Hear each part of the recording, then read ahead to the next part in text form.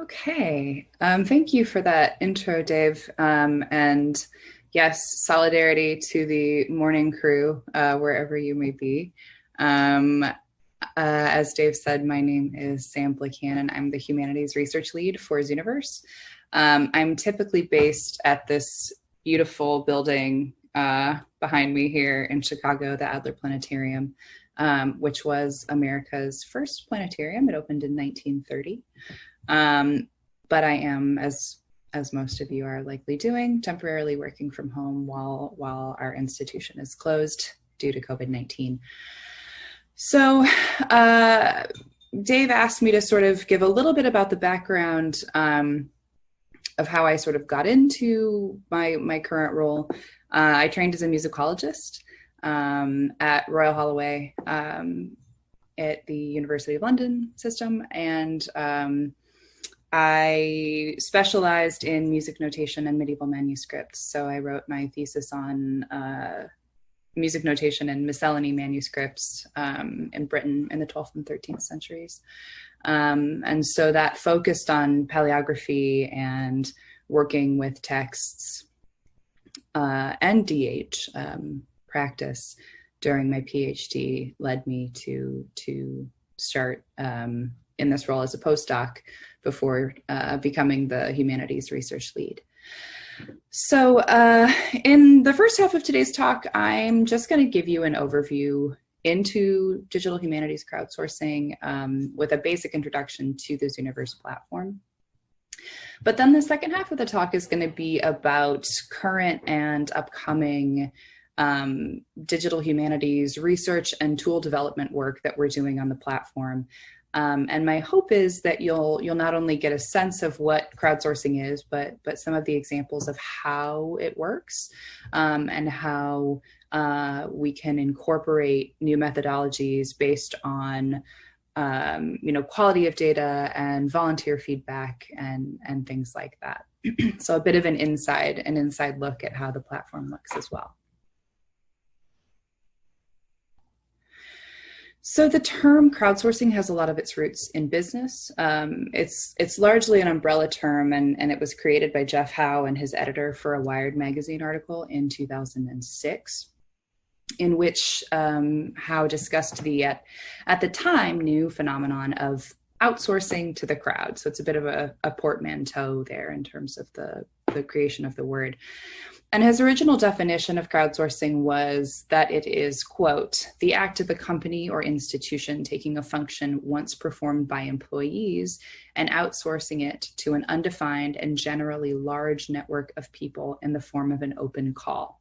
And I think it's really important to keep the history of the field in mind, especially as we are sort of now approaching it from the research perspective rather than a business perspective, even sort of thinking about, terms that were used around crowdsourcing in its original context. So thinking about people we now refer to as volunteers, as laborers or workers, really the words are tied to this idea of financial compensation. And the reality is that for research crowdsourcing, the quote unquote labor pool we're drawing on is voluntary. So when we remove the financial aspect from this model, how do we address the power imbalance to make sure volunteers are benefiting from the process of participating in a project? I wanted to get that idea out there right at the beginning of the talk, because I think it's important to just sort of have that at the back of your mind at all times when thinking about and working on crowdsourcing projects. So turning our focus, our lens to research crowdsourcing, here are a couple definitions of crowdsourcing that are written by academic researchers. And they're both generalized, but in different ways. So the first is sort of inclusive because it's quite broad and simple. It's the idea of public participation in projects and activities, full stop.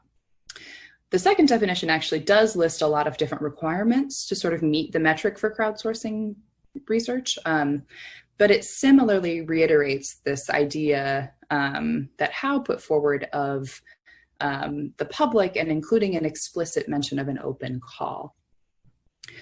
And we apply these concepts to digital humanities research or other work with cultural heritage collections in a number of ways. We'll come back to some examples in a little bit, but just to sort of signpost here, they include data transformation tasks like transcribing text or things like metadata enhancement through image tagging, for example.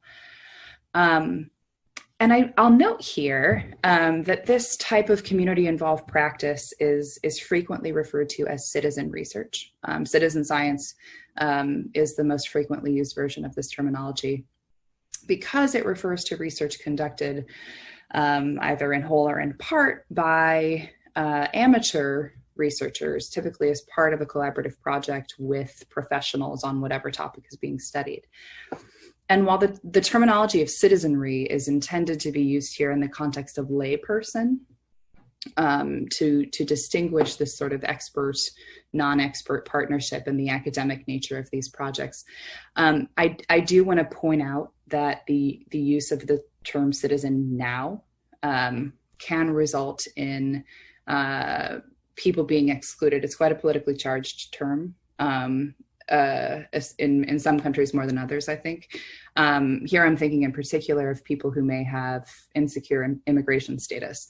And so a lot of major organizations still regularly use citizen-based terminology, but I do think it's important to trouble the waters a bit in an attempt to encourage a vocabulary that is actively inclusive.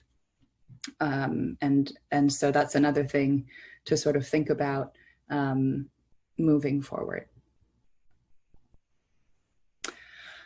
So let's talk a little bit about why we might want to incorporate crowdsourcing into DH work.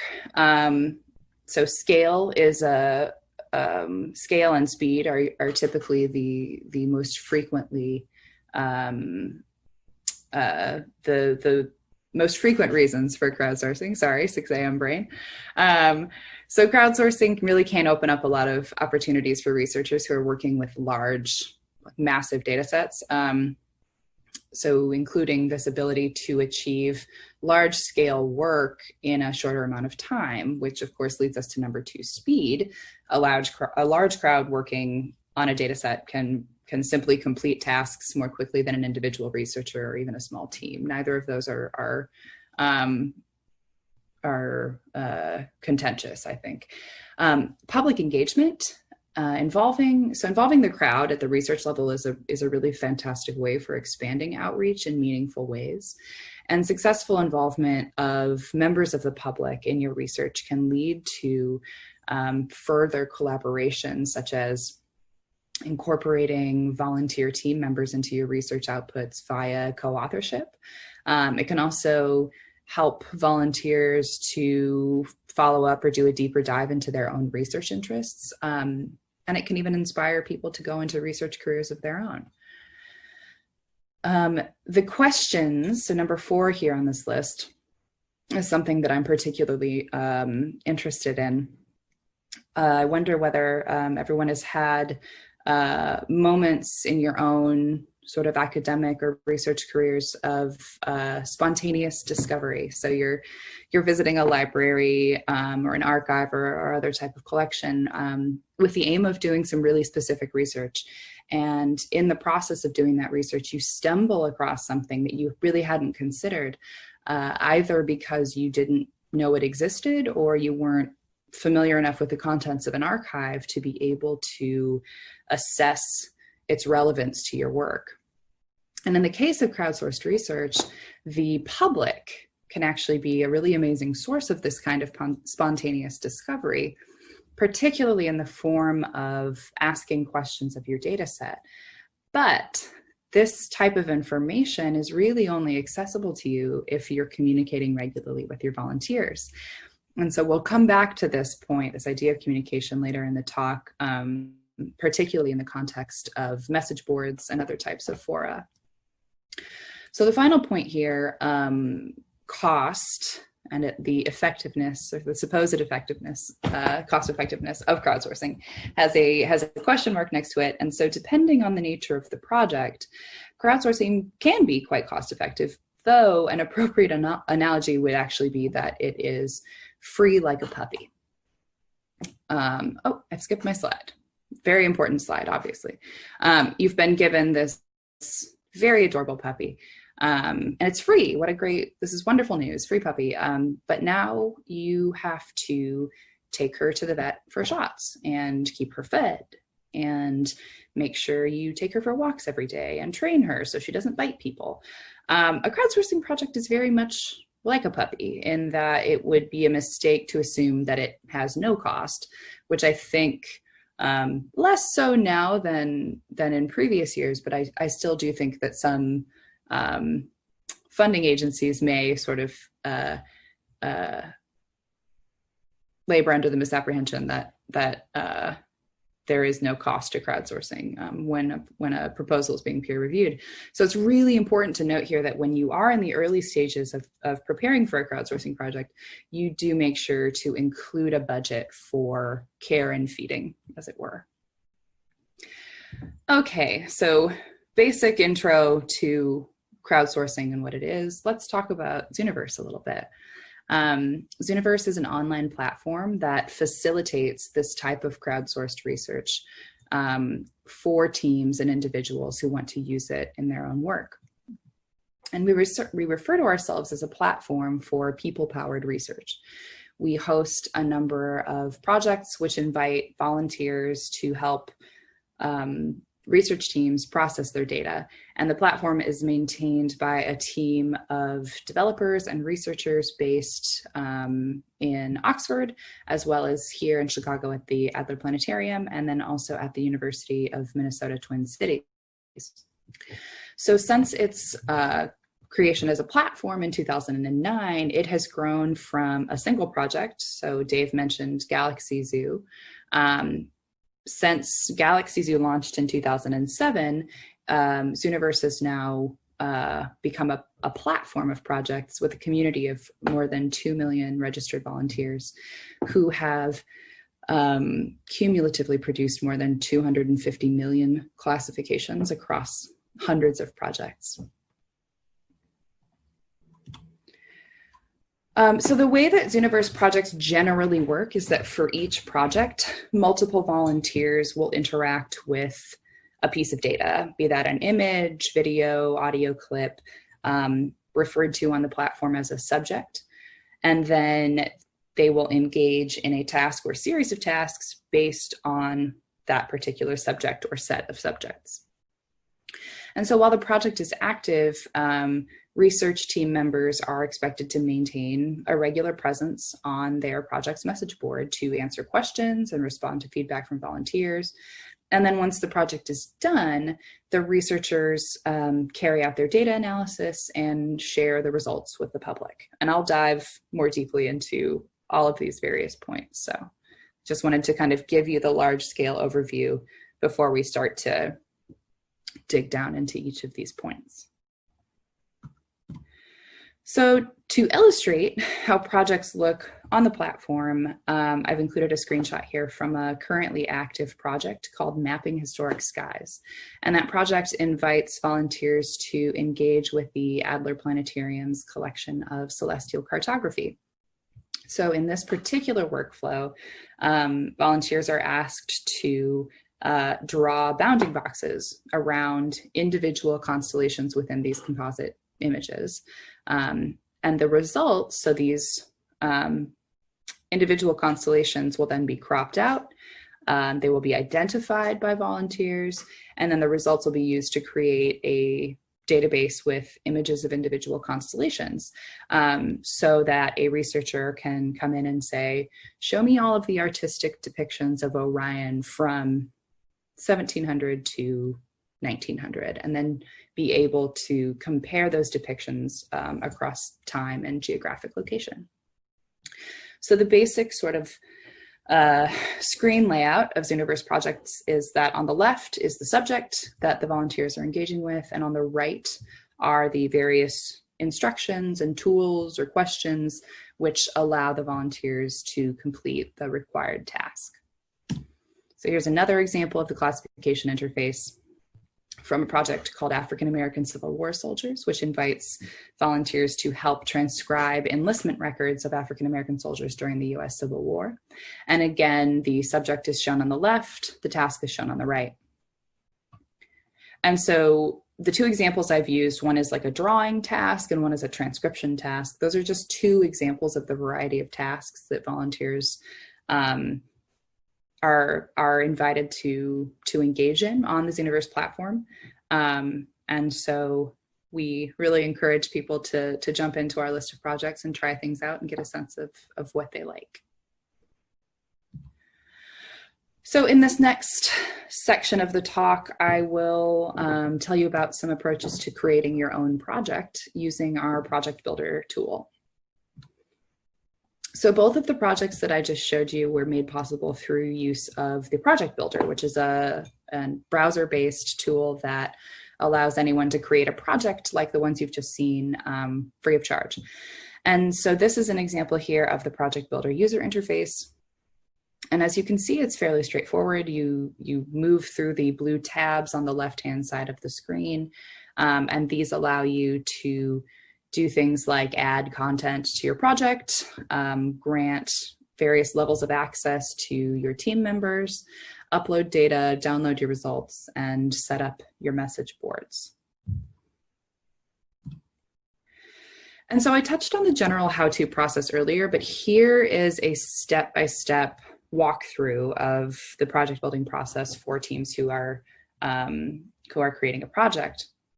And some of it is specific to the Project Builder, but I do want to note that the Project Builder, while it's the most frequent pathway towards creating a project for teams, it's not the only option. We do work with teams to create custom projects and tools if their research case requires a feature or a tool that doesn't currently exist in the Project Builder toolkit. And so in those cases, we work with teams to write proposals for grant funding to create those custom features and include time in those grant funded efforts to generalize these tools for inclusion in the Project Builder toolkit. So even custom tools, the idea is that we can identify elements of those custom or bespoke tools and then provide something like that tool to the general public for use free of charge. So jumping back into this list, sort of 1B, I think we're at. So I really can't stress enough the importance of experimentation and iteration while you're creating your project. The great thing about the Project Builder is that it's really, you don't have to be gentle with it, I suppose is really the only way to say this. I think folks that I've worked with in DH can be a bit trepidatious about sort of just going in and, you know, throwing a handful of spaghetti at the wall and trying to see what sticks. But you really do have a lot of options in terms of just trying different things out and seeing what you like. You know, you can export classification data from your project at any point, even before you've launched. So it's really even possible to make design choices based on what you want the sort of shape of your data to look like in the end result. So number 2, once you are happy with your project, if you're aiming for a public launch, you'll need to go through beta review. Not all projects launch publicly. Some groups prefer to send their project to their own crowd for a number of reasons, and that's perfectly fine. The benefit of a public launch is that your project will be discoverable on our projects page, and we'll also send out a launch newsletter to our full volunteer community. So if you have a large data set and you need to bring in those numbers, a public project is probably the route you want to go with. So once you've gone through beta, we are now in number 3. You make any changes to your project based on the feedback you received from the volunteers who make up our beta reviewers. And then the last thing that you do is you upload your full data set to the project. And each project, so now when we're in 5A, each project comes with its own message board. And in Zooniverse parlance, those are called talk boards. And when your project launches, you are expected to maintain a regular presence on your project message board for the duration of your project. Nothing kills a project faster than lack of response from research teams on talk. And you really can't, it makes sense because you really can't expect volunteers to contribute to your project if you aren't willing and able to engage with them in this space. I think this is one of the most important parts of crowdsourcing, and I really can't stress this enough. We talked about this power dynamic and imbalance of power early in the talk. And I think part of the way that we address this power imbalance is by research teams making themselves available to volunteers as a resource for answering questions, for engaging, for being excited about interesting things that they've found. But basically the long and short of it is, if you don't build time into your project effort and budget to engage on this space, your project is going to be much less likely to succeed. So, number 6, once your data is processed, you can export your full sort of set of results.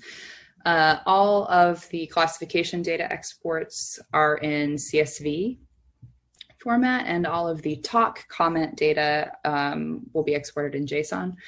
And so please note that for Zooniverse projects, they work by gathering classifications from multiple volunteers for the same piece of data. And then research teams are expected to do the work of aggregating the results to determine the consensus response for a single task.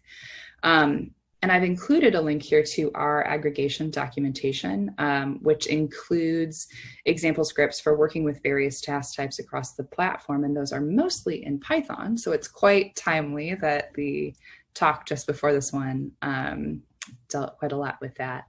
But do be aware from the beginning that this is a tool which requires some basic data science skills. So if you don't have that comfort level within your immediate team, it may be necessary to reach out to colleagues across departments and invite them to collaborate or hire them to be part of your project team. And then the final thing to note here, number 8, is that a requirement of using the Zooniverse platform is a commitment to publicly available results. So within 2 years of your project being completed, you have to make your data freely available for public use. It cannot be behind a paywall. And the justification for that is if you're asking the public to contribute to the creation of a data set, you can't turn around and deny them access to that data set. And personally, this is not a sort of rule on the platform, but I would encourage you to think about this type of access as it applies to other forms of research output like publications. And I strongly encourage teams who are writing papers using crowdsourced data to either submit to open access journals or to earmark funding for open access publication costs. Preprints are also absolutely fine here too. And I do understand that for early career researchers in particular, this can be hard, as a lot of high impact journals aren't open access. But in those cases, I think you really have to ask yourself how you would justify your choice to a volunteer who wanted to know why they had to pay to read a paper that they essentially helped to produce. Okay. So a little bit of sort of background about the platform and use of the platform. We work with hundreds of research teams around the world, and I wanted to sort of illustrate how new tools can affect rates of participation across the platform. So the first big spike that you can see on this graph was a result of the project builder launching in 2015. We currently have about 100 live projects right now, and we've been averaging about one new project launch per week since 2017. Since March, however, we have understandably had another spike. This graph does not reflect that spike. But we've had another spike as institutions move to remote work in response to COVID closures. And we've seen a 5-fold to 10-fold increase in participation during the pandemic, with more than 250,000 participants contributing more than 5 million classifications each week. And that is the equivalent of a researcher basically working full-time for 48 years straight, which is, I think, a really mind-boggling way to think about that amount of effort. Okay, so as I said, I'd return to just a little list of common tasks, and this is going to be the last thing I talk about in a very general sense before I switch to some of these research projects. So I think within this list anyway, certainly the most popular is text transcription, just given the overwhelming amount of digitized images of text that exist. Metadata enhancement I referred to earlier. That process can include things like image tagging, transcribing, or even writing short descriptions of images.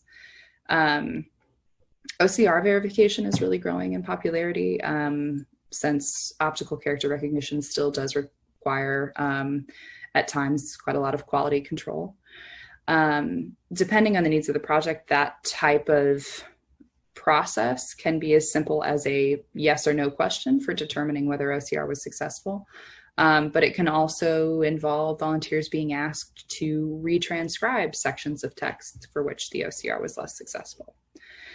I've included content identification here, as it's also sort of gaining popularity among archives, particularly with photo collections. And this type of project can often be dependent upon finding specific stakeholders. So for example, people who lived in communities that house specific photo archives. But I think I would argue that we're also doing something like this with mapping historic skies. So after those images are the individual constellations are identified and cropped out from the composite image, we do ask volunteers to identify the constellation either by name if they know it off the top of their head, or by answering a series of questions that help them narrow down their options to sort of one or two things, and then they can make an informed decision. Okay, so I am now in the last sort of 10 minutes or so, I'm just going to highlight several research efforts that are either ongoing or are brand new, that specifically are focused on providing resources and tools for digital humanities projects on the platform. So here is a list of the research projects that I'll talk about. I'll also note here that we do receive funding from a range of agencies, and while the tools that we develop are often part of discipline-specific efforts, many of these tools will end up being used by project builders from a range of research disciplines. So a lot of the text tools that I specifically work on with my developer team, while they are frequently funded by humanities-focused research agencies, can also be used by researchers working in natural sciences or history of science fields. They really aren't just impacting researchers within a specific discipline. So the first one I'll talk about is transforming libraries and archives through crowdsourcing. This was the original research project that I was hired on as a postdoc. And basically we got a grant from the Institute of Museum and Library Services to do original research about how to support galleries, libraries, archives, and museums in their crowdsourcing efforts.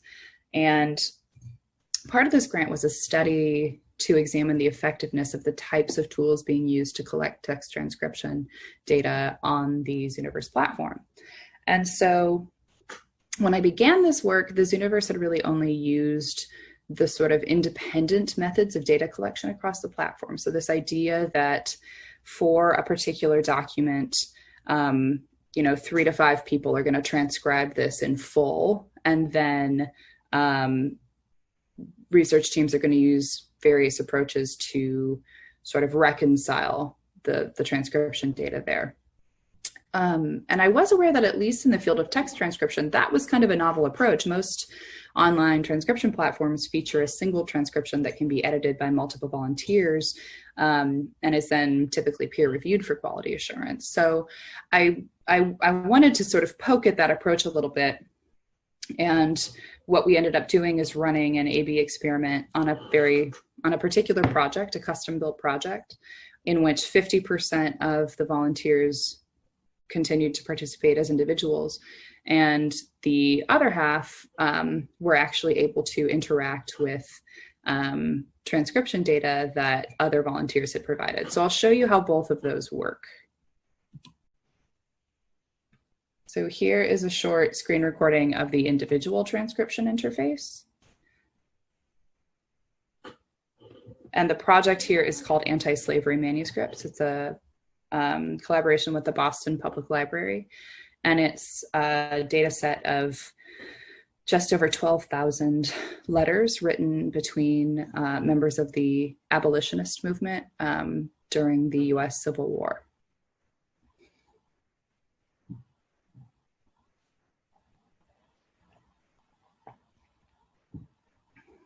So the idea is that as an individual, I am marking the positional data on the image and then transcribing an individual line. And I'm doing that across an entire document by myself.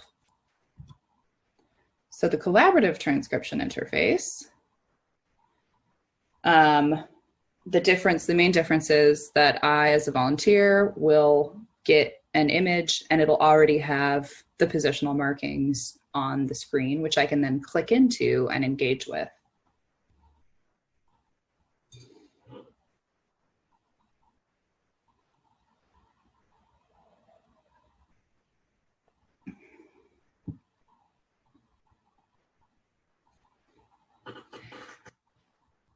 So as you can imagine, one added benefit of this collaborative method is in most cases, it removes the need to do quite as much data aggregation because you're not always working with clusters of markings.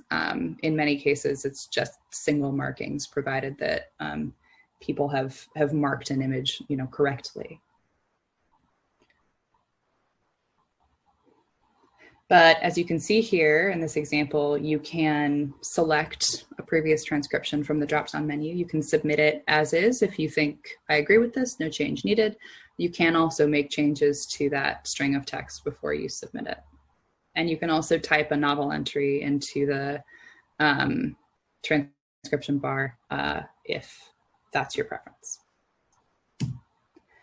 So the process of this work was that we collected transcriptions from a set of about 2,000 letters between January and September 2018 from both of these individual and collaborative workflows. And then we compared the results, the aggregate results, to gold standard transcription data and ran a matched pairs t-test to see whether there was significant variation between the two sets of paired data. And we also looked at some participation metrics to evaluate behavior and engagement for each of these groups. And basically what we found is that collaborative results had a significantly lower variation from the gold standard data than the individual results. And unsurprisingly, perhaps, the data was collected much more quickly.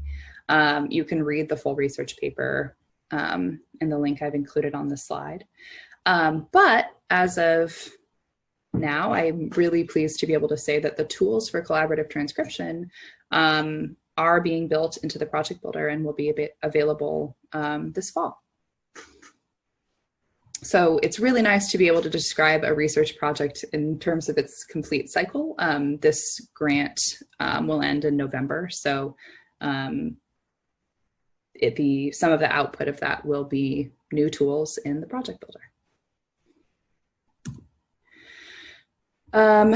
Another new project that I'm really excited about is actually related to that IMLS work. So while studying methods of transcription, it very quickly became apparent to me that text aggregation was something that very few research teams using Zooniverse were truly prepared to deal with. And that's not a judgment call. It's just hard. Like, aggregating strings of text is really hard. And so I felt really strongly that we could be doing more on our end to help teams out in this respect, because otherwise we're essentially limiting the use of our platform to well-resourced institutions or teams who have access to data science skills. And so we got funding to build a tool that we have named ALICE, which stands for Aggregate Line Inspector and Collaborative Editor. And it's brand new. We're just finishing sort of final bug fixes that we discovered from internal testing, and are about to go to our round of beta testing from projects. And basically, the tool supports automated text aggregation and lets teams review and approve transcriptions before exporting their data. And it will also allow for, instead of just CSV data downloads, they'll get 3 different types. So they'll get CSV, raw, unparsed JSON, and text files. So that's what the login interface looks like. And then the subject viewer. So as you can see, this is actually test data from the Anti-Slavery Manuscripts project. So you can see the composite marking. And then what you see when you first look at an image is the sort of default aggregate transcription. And then you can click on each of those individual lines of text and see the individual transcriptions that were submitted.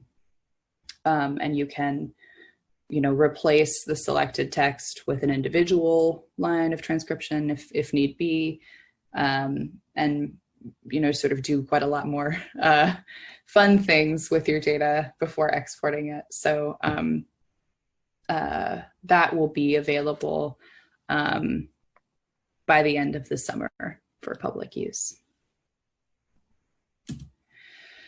Engaging crowds is a newer effort that is a multi-institution collaboration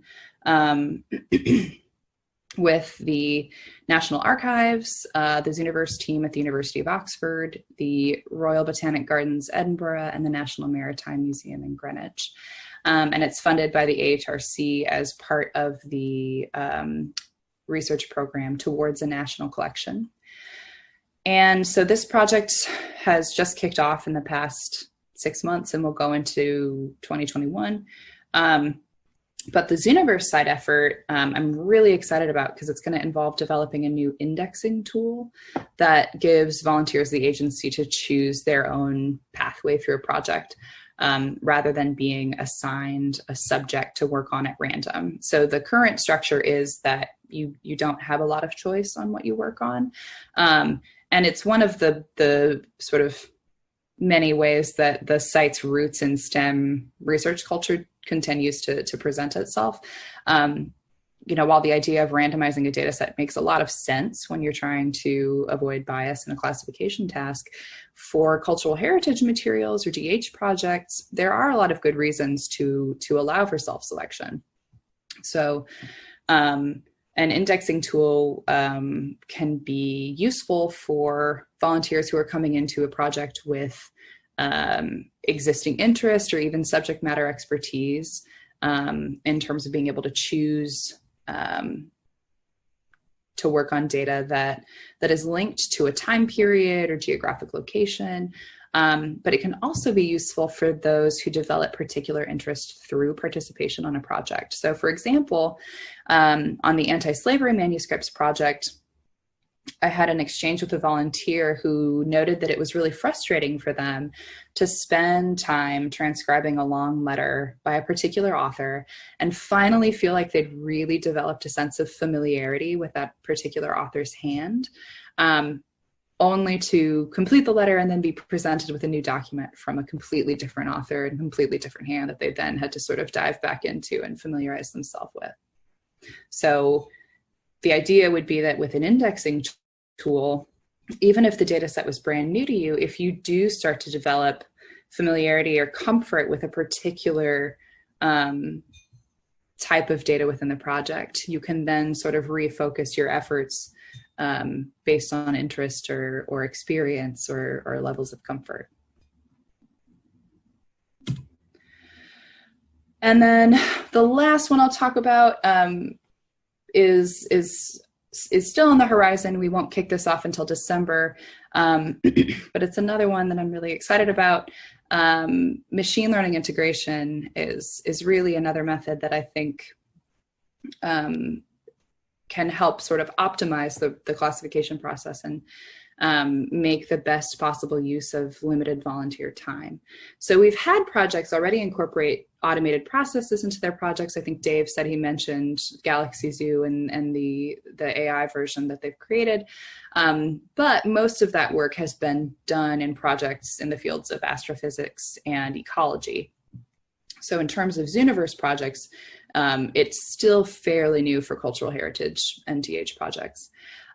But in December, we are starting a research project to create a prototype for incorporating handwritten text recognition into Zooniverse projects. So we're going to train a model based on crowd transcription data from the Anti-Slavery Manuscripts Project, and then create a workflow prototype where volunteers can verify or correct machine transcriptions within that collaborative interface. So the dropdown, the collaborative dropdown, the first entry in that dropdown menu would be a machine-generated transcription.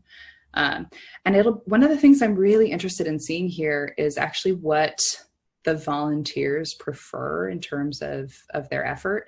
I think it's important to remember that just because a method is maybe being, more efficient, it doesn't always mean it's going to be a better experience for the volunteers. So that's something that I'm really looking forward to diving into. Okay, last slide. So just to close, I do want to quickly touch on the effects of COVID on the platform.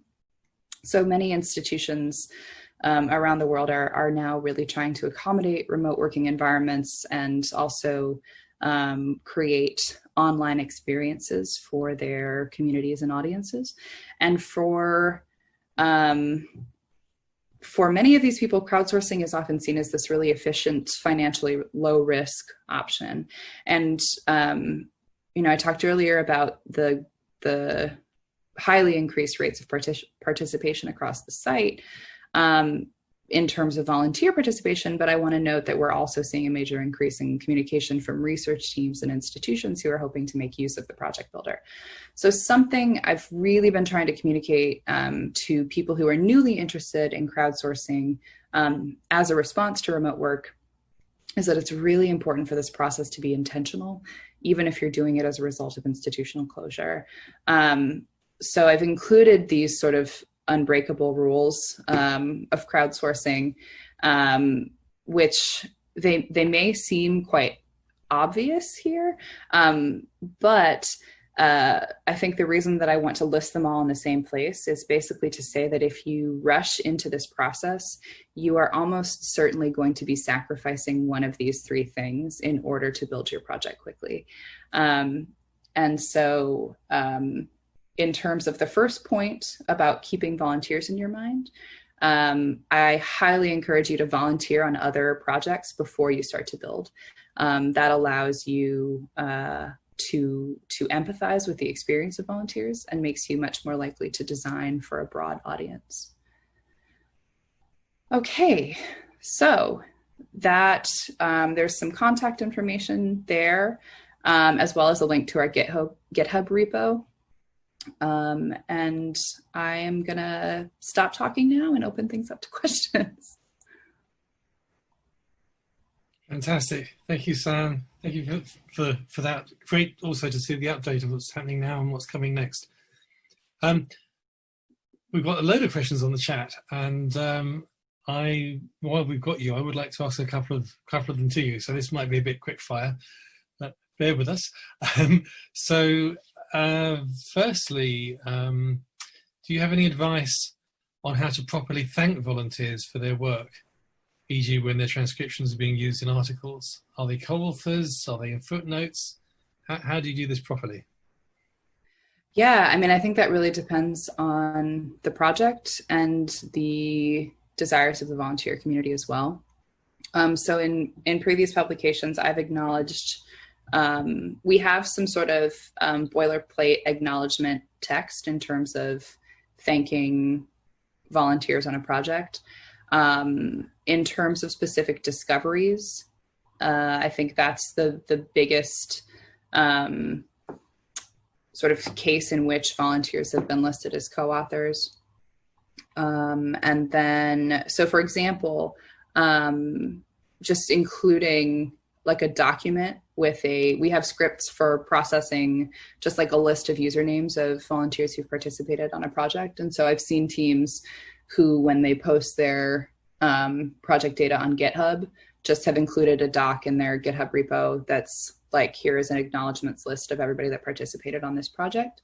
But in terms of publications, so in the research publication that I linked to, I thanked all the volunteers, but then I also acknowledged the project moderators, and I just reached out to them individually and asked what they preferred, if they were okay with using their real names or if they would prefer anonymization via their Zooniverse username. Thank you. But great question. I'm so glad you brought that up. I think this one would be an easy one.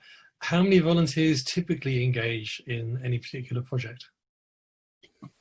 That really, I mean, that depends. So when Galaxy Zoo first launched, they had like 50,000 people turn up. Anti-slavery manuscripts, on the other hand, is hovering around 12,000 volunteers. So some of it depends on the complexity of the task. I think things that are quite quick, sort of yes, no questions type things are going to just get a larger number of volunteers than something like text transcription, which tends to take a little bit more of people's time. Fantastic, thank you. And my final question then reflects our global audience today. So many history and literature projects on Zooniverse are on English sources. So what's the participation in non-English projects? Is Zooniverse supporting different languages or only English research? Yeah, we've got a translations interface that is, it was an experimental feature for a while just because it was sort of one of those things that we really had to find time to build as we're just doing regular site maintenance. But it does exist. So all of our projects can be translated, which is really helping. I mean, the biggest existing project right now is that because our primary volunteer pool is people who are speakers of English, it's really hard to engage in a beta review process. So one of the long-term goals that I have is that I would like to get to a place where we can have beta reviewers with specific language expertise so that we are not prioritizing English quite so heavily. Fantastic. Thank you. We're going to have to finish there. Thank you so much for joining us from Chicago this morning. That was tremendous. Lovely ending to our 3 days of morning talks. And I know, Sam, you're involved in one of the sessions this afternoon as well. So thank you very much. I'm going to hand over to Megan now for our closing housekeeping things. Thanks again to Sam.